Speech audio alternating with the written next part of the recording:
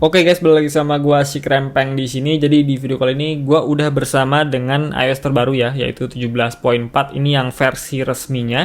Jadi buat kalian yang nungguin versi resminya, hari ini udah dirilis, bisa langsung download dan install aja. Dan gua akan kasih tahu beberapa informasi penting di updatean kali ini, karena emang cukup banyak ya untuk major update yang perlu kalian ketahui. Jadi langsung kita masuk aja ke videonya.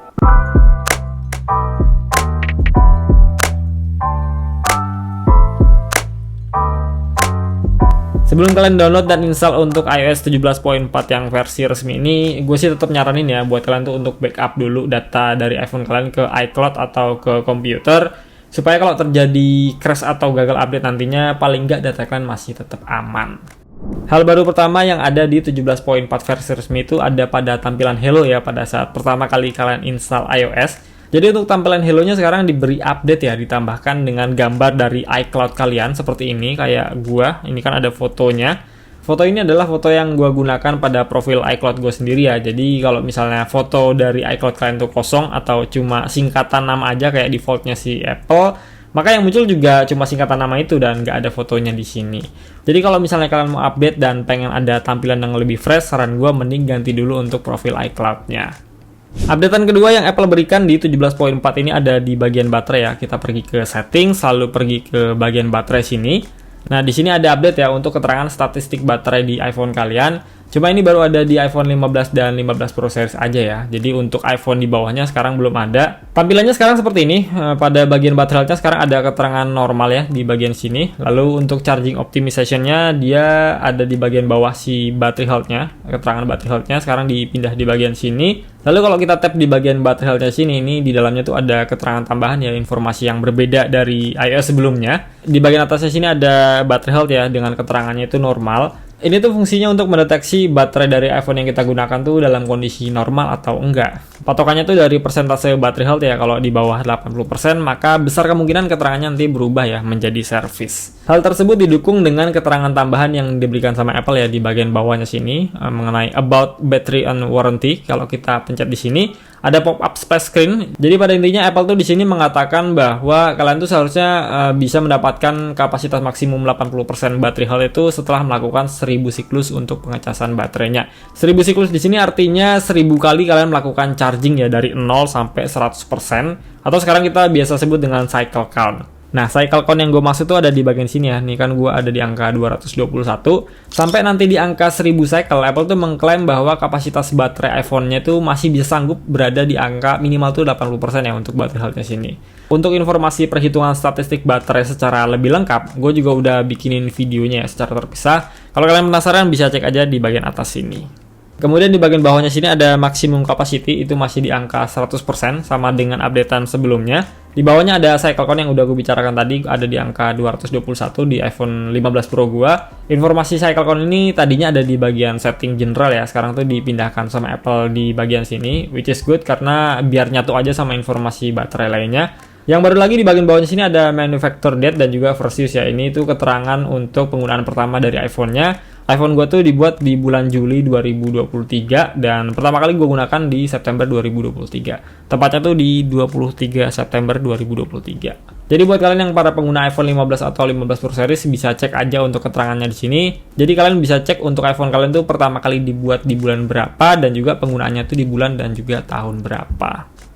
Kemudian ada update besar juga, cuma ini baru ada di region Eropa aja, yaitu side loading. Jadi di region Uni Eropa tuh sekarang Apple udah memperbolehkan bagi para penggunanya untuk melakukan side loading. Atau dalam kata lainnya, kalian tuh bisa mendownload aplikasi selain yang ada di dalam App Store. Mengingat kebijakan undang-undang mengenai peraturan market yang ada di Uni Eropa, akhirnya Apple tuh sekarang sudah setuju memperbolehkan aplikasi di luar App Store tuh bisa terinstall di iPhone-nya. Tapi tetap dengan pemantauan Apple, jadi nggak sembarangan aplikasi itu bisa dengan mudah terinstall di iPhone. Tetap butuh improvement dan juga pengecekan saat kita ingin mendownload aplikasi dari pihak ketiga tadi. Dan hebatnya, di iOS 17.4 ini, kalau misalnya kalian install di aplikasi pihak ketiga kalau di Uni Eropa ya, dan terdapat malware, Apple tuh akan langsung kasih tahu ke kita ya, akan ada informasi langsung ke kita, ke iPhone kita. Jadi bisa buat pertimbangan juga kalian mau lanjut install atau enggak. Ini baru ada di Eropa aja, gua nggak tahu nantinya bakal tersedia di semua region atau enggak. Kalau nantinya akan tersebar luas di semua negara, menurut gua ini sangat menarik ya, apalagi yang biasa pakai Android, nggak akan terlalu terkekang banget pada saat pindah ke iOS. Di Uni Eropa juga sekarang memiliki kemampuan untuk mengatur web browser dari pihak ketiga ya. Kalau biasanya default browser dari Apple itu adalah Safari, nah sekarang tuh kalian bisa mengubahnya dengan browser pihak ketiga favorit kalian, entah itu Google Chrome, Microsoft Edge, Mozilla, atau masih banyak lagi lainnya. Tapi seperti yang gue bilang tadi, ini baru tersedia di region Uni Eropa aja. Update selanjutnya itu adanya optimalisasi pada fitur Stolen Device Protection ya. Jadi buat kalian yang belum tahu, kalau kita ke bagian setting, Face ID and Passcode, lalu scroll ke bagian bawah, di sini ada Stolen Device Protection. Jadi fitur ini tuh pertama kali dihadirkan di iOS 17.3 kemarin ya, dan fungsinya tuh untuk memberikan perlindungan ekstra saat iPhone kalian tuh dicuri orang. Jadi sekarang Apple tuh kasih tambahan untuk require security delay di sini, yang mana sebelumnya tuh auto enable ya di sini.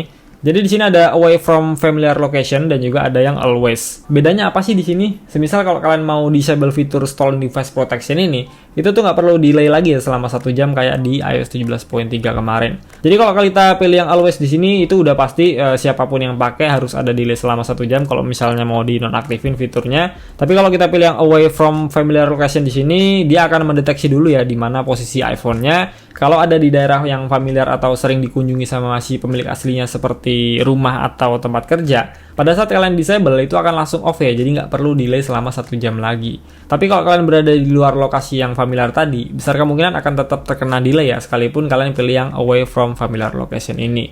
Kalau untuk gue, karena gue jarang offin fitur ini, kayaknya yang always itu cocok buat gue, biar iPhone gue tuh lebih safe aja ke depannya. Pada aplikasi Apple Music ada perubahan ya untuk icon di bagian bawah sini, yang tadinya tuh tulisannya Listen Now, sekarang tuh diubah menjadi Home. Sebenarnya untuk fungsi ini masih sama ya, yang ditampilkan juga masih sama, ada topik teratas, terus ada lagu yang terakhir kita dengarkan, dan ada beberapa rekomendasi musik yang Apple berikan berdasarkan apa yang sering kita dengarkan. Icon Home ini lebih gampang dimengerti ya sebenarnya, dan lebih familiar aja untuk dilihat. Jadi untuk gue pribadi, perubahan ini simple tapi cukup berarti lah. Di aplikasi podcast kalian juga diberikan update ya. Jadi buat kalian yang sering menggunakan Apple Podcast pasti akan senang dengan adanya updatean ini. Jadi sekarang pada saat kalian mendengarkan podcast di salah satu podcaster favorit kalian, itu akan muncul transkrip ya di bagian bawah sini. Cara kerjanya sama kayak yang ada di Apple Music. Bedanya kalau di Apple Music itu kan lirik lagu. Kalau di podcast ini kan dia akan menampilkan skrip bacaan yang diucapkan sama si podcasternya. Update ini cocok banget ya buat kalian yang berada di keramaian dan nggak bawa earphone tapi nggak mau ketinggalan informasi dari podcaster favorit kalian. Jadi kalian tinggal baca aja untuk transkripnya di sini. Gue sih termasuk orang yang jarang pakai aplikasi podcast ini ya. Jadi untuk gue pribadi, perubahan ini nggak terlalu ngaruh banget untuk daily use gue. Tapi kalau kalian gimana? Banyak yang pakai Apple Podcast nggak? Komen di bawah ya.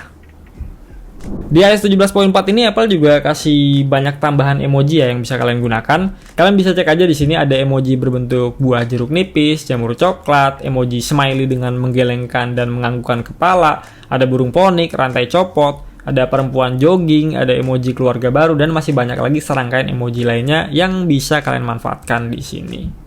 Selain emoji, sekarang ada update juga ya untuk widget clock yang bernama City Digital. Widget ini tuh sebenarnya upgrade ya dari widget clock yang sebelumnya kayak gini. Jadi di sini tuh kan nggak ada keterangan kota di bagian atasnya ya.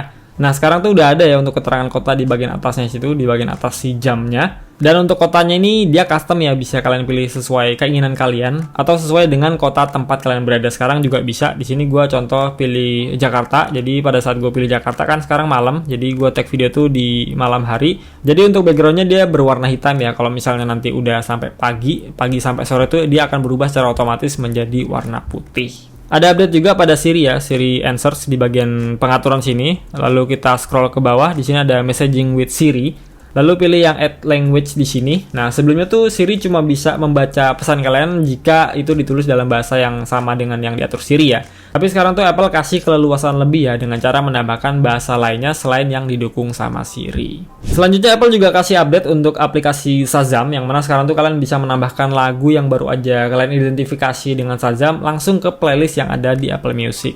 Caranya tinggal pergi aja ke bagian Control Center sini, pilih yang icon Music Recognition sini atau Shazam. Nah, di sini akan ada history dari lagu-lagu yang pernah kalian identifikasi dengan aplikasi Shazam tadi. Tinggal pilih aja salah satu, misalnya gue pilih yang ini. Nah, dia akan langsung masuk sini, ada icon Add to di sini. Bisa dipilih. Nah, dia akan langsung otomatis direct ke Apple Music playlist ya. Jadi nantinya kalian bisa langsung dengerin musik yang baru aja kalian dengerin di playlist Apple Music secara langsung. Terakhir ada update tipis ya, pada saat kalian menelpon seseorang, tampilan backgroundnya itu akan berubah sama dengan wallpaper yang kalian gunakan. Ini wallpaper gua dan ini untuk tampilan backgroundnya, cuma di blur aja. Yang mana sebelumnya tuh dia abu-abu kayak gini ya, nggak menyesuaikan dengan wallpaper yang kita gunakan. Oke, jadi itu dia untuk hal baru yang ada di 17.4 versi resmi ini.